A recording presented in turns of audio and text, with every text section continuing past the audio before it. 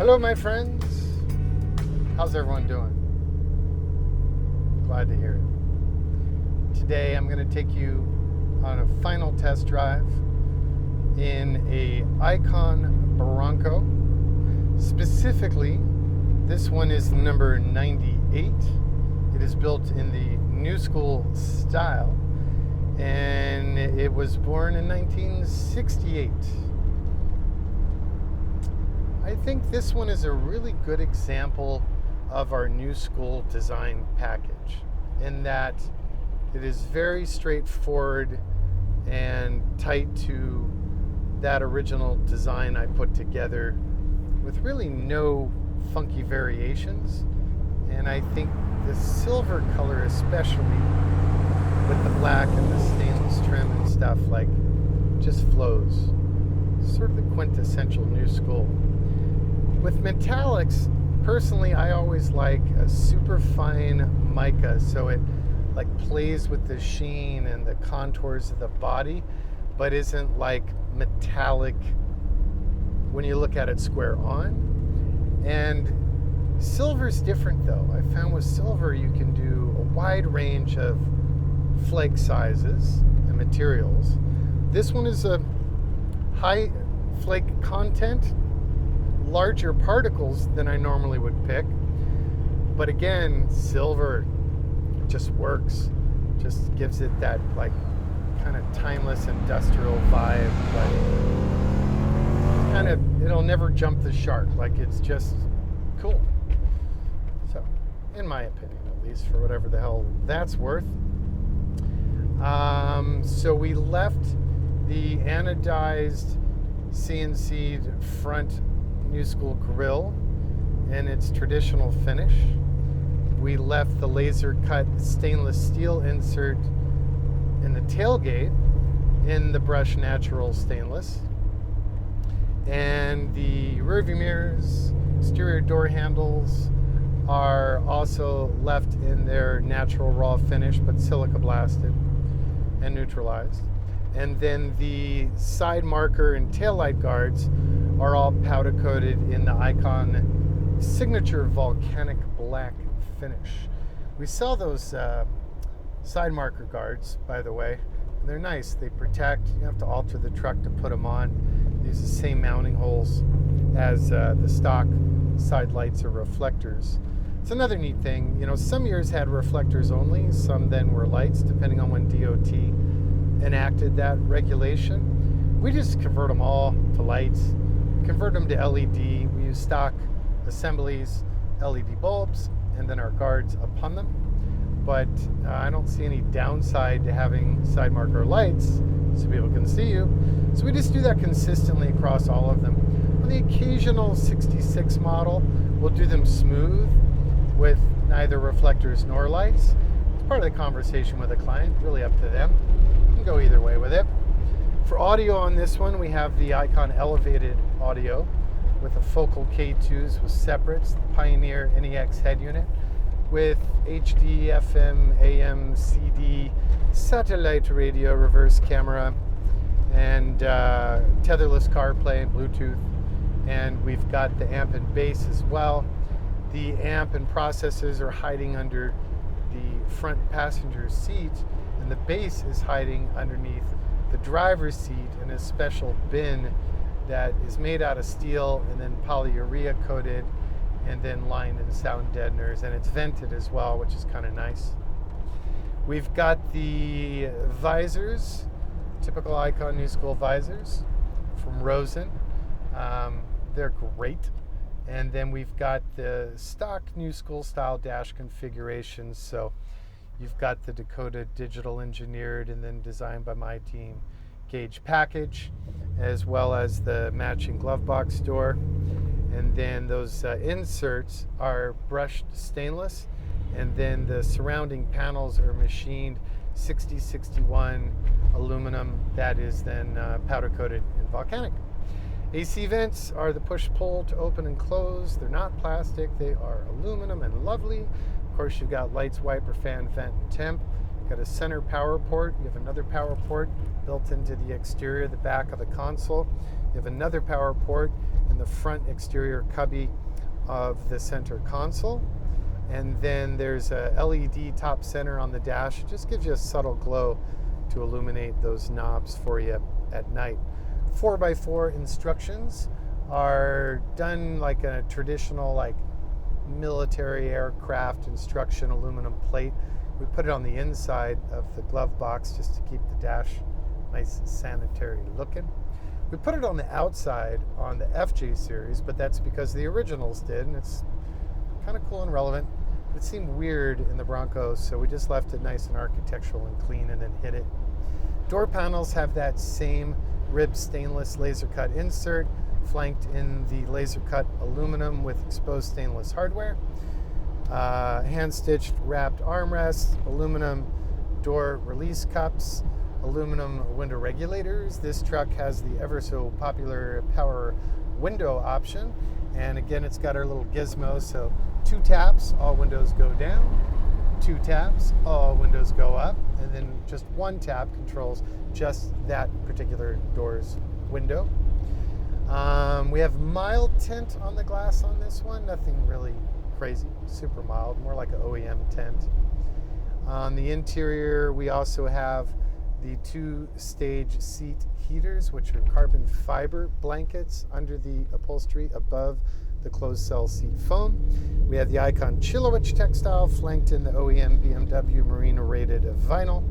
Then we have the Dynamat line rubber back Chillowich topped vinyl hemmed interlocking floor panel system that's all removable. When you pull that out, you'd see the entire interior body floor and actually the underside of the floor and inner fenders are all, after being powder coated and seam sealed and painted and epoxied, are then coated in the polyurea.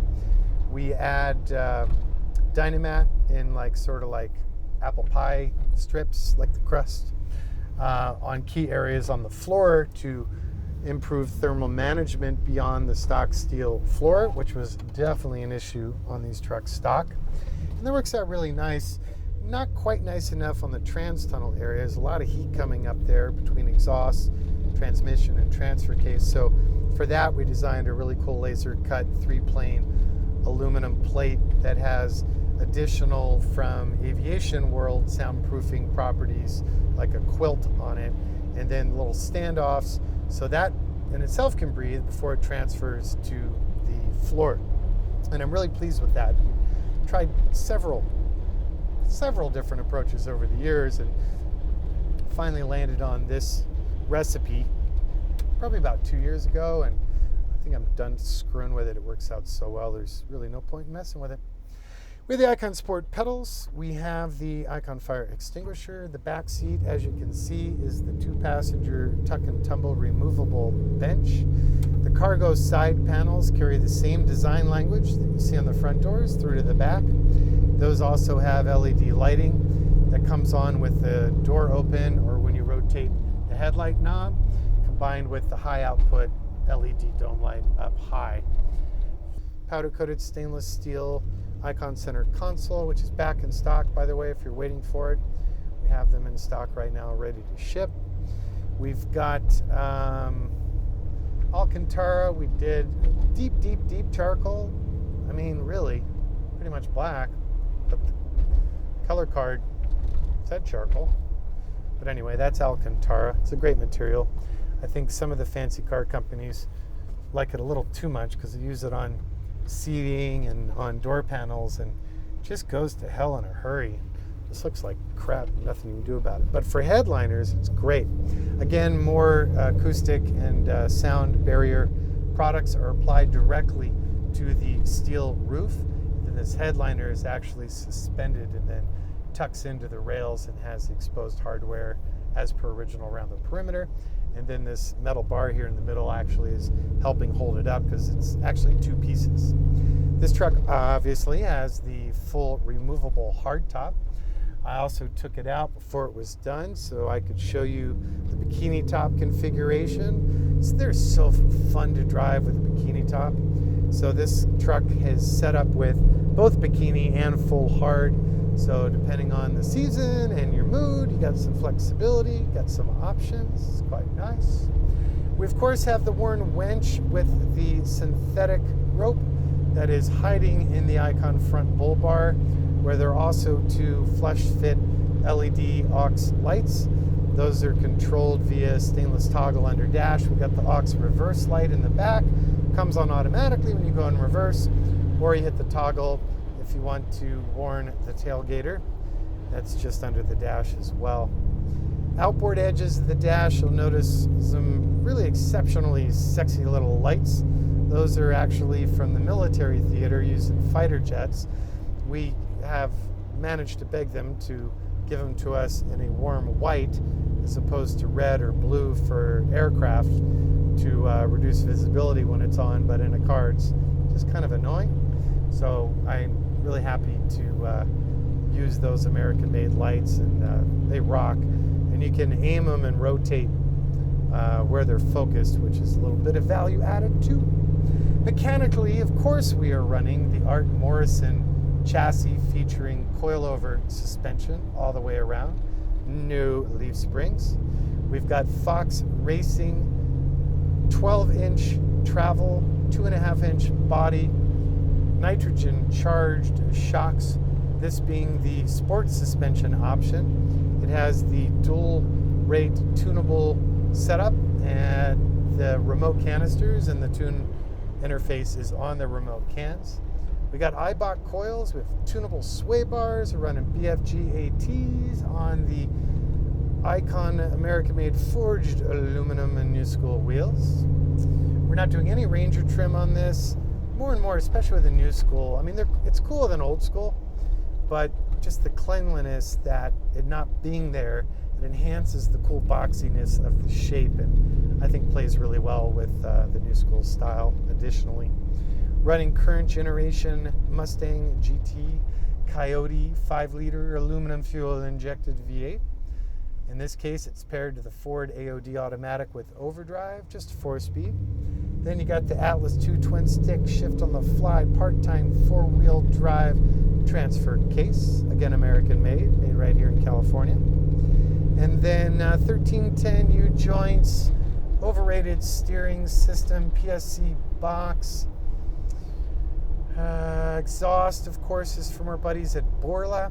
So it's mandrel bent food grade stainless steel. This client elected for the ceramic coating, so it has the black ceramic. It is the restrained version of our exhaust. We offer rowdy and restrained. They're both pretty rowdy. Most people order restrained because it's just rowdy enough, but like you're not waking up every dog in the neighborhood when you get up early to go on your fun adventure for the day. Axles, of course, Dana 60 base in the rear, 44 in the front, both high pinion architecture, 100% brand new down to the housings, built by our friends at Curry Industries. They're fully epoxy primed and powder coated, which is such a value added. Our old axle supplier rattle canned them, and it used to drive me crazy. You'd see them after a couple of years and like, whoa, that ain't cool. Locking differentials by our buddies at ARB, front and rear, has its own dedicated air compressor, which we hide mid-ship. And then, of course, the Icon Sport brakes, which are no longer an option. That's mandatory, folks. They're just too good to pass up, so we ditched the standard brakes. We only run these. They're made for us in California by our friends at Brembo. They were engineered specifically for each Icon platform. And then we're running a Willwood Master, only because Brembo doesn't make one, and they're reliable and sexy and easy to source. And then Hydrotech for the hydraulic assist to get away from vacuum assist brakes, which I just personally prefer the power and the pedal feel. Early Hydro Boost systems were a bit much. They were super sensitive. They were mostly for 18-wheeler apps. But over the years, that market evolved and they came into our space, so we were able to start getting them really more in line for this kind of platform. All right, so you thought you got away without a subplot this week, but it is not the case. So remember I was telling you about like buying old blankets and like an old Salvation Army jacket, make a pattern, yada, yada, yada. This is a good example of that. I just made this one. So this is a 1940s Beacon brand camp blanket, and I think I paid 40 bucks for it. Simple sewing machine. You don't need anything industrial to make it. The old Indian patterns are fun because you can play with contrast or alignment for your pockets and trim and edging. It's super warm, super comfy, flexible enough. They're soft so you don't have to line them. I do recommend leather reinforcing your pocket corners for strength. And buttons can be kind of fun. I like to use old coins a lot, but I scored these on Etsy. They're old Bakelite buttons, and they were like $6 for the whole set. So come on, get making stuff. All right? So that's it for the subplot. That's it for this week. We will be back again next week on to our regularly scheduled programming. Now production's picked back up a little bit. So thanks again for your time and attention. Please be kind to yourself, good to other people, and good to the planet. See you soon.